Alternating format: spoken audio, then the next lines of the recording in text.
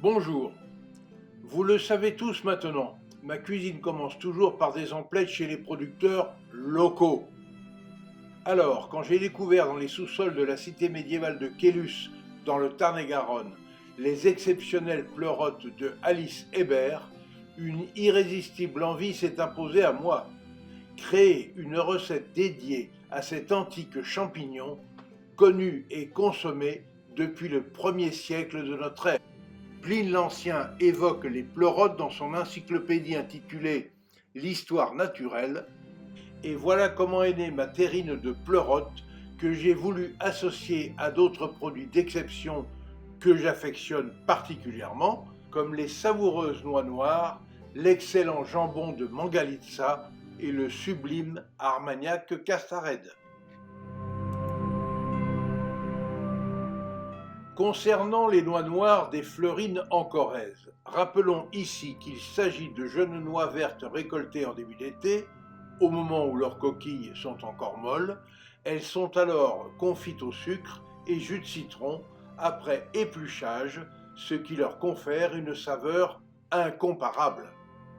Quant au cochon Mangalitsa, ou porc laineux, c'est une très ancienne race de porcs de la campagne hongroise où les kondas, gardiens de troupeaux, veillent sur eux avec attention.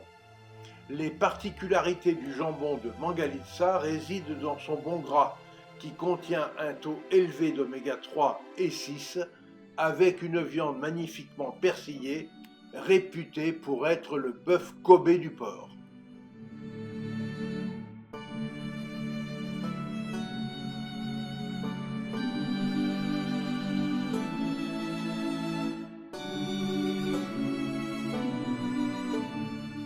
Pour réaliser cette terrine, je commence par préchauffer le four à 180 degrés. Ensuite, je fais dorer les échalotes et l'ail émincé dans le beurre. J'ajoute les pleurotes coupées en morceaux et le persil ciselé.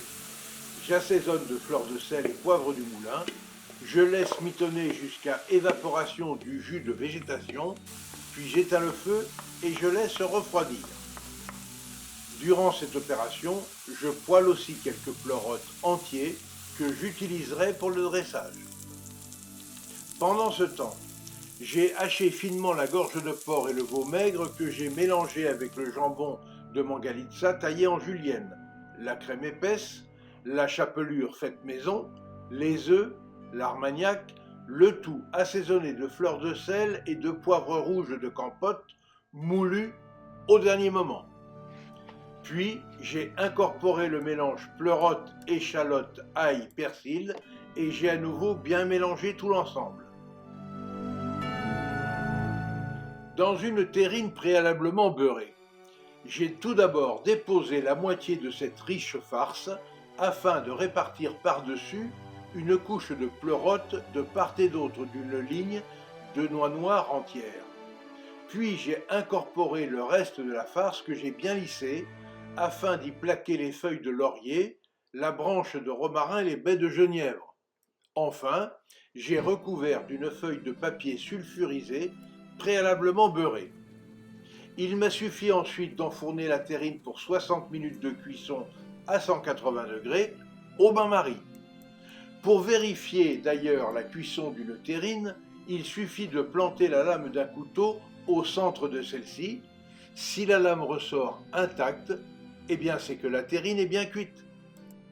En fin de cuisson, et après avoir sorti la terrine du four, je l'ai laissée refroidir à température de la pièce avant de la conserver au froid durant au moins 48 heures.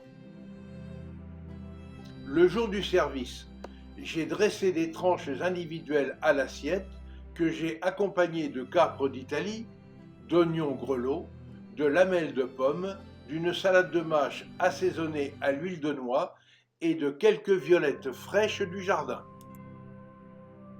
Je tiens à préciser que l'excellente huile de noix que j'ai utilisée pour l'assaisonnement de la salade provient du domaine Les Noyers de Chloé, situé dans le Lot. Pour accompagner cette délicieuse terrine, j'ai servi un excellent Côtes-du-Rhône village Plan de Dieu rouge du domaine Martin, un vin élevé durant 12 mois minimum en vieux foudre de chêne. Composé de grenache, syrah et mourvèdre, ce vin harmonieux aux agréables notes d'épices et de fruits rouges, bien mûrs, s'est révélé le compagnon parfait pour ma terrine. Pour suivre facilement mes recettes et nos reportages, abonnez-vous à notre chaîne Escapades et Découvertes TV, c'est gratuit. Obligez-vous à faire travailler les producteurs locaux de vos régions.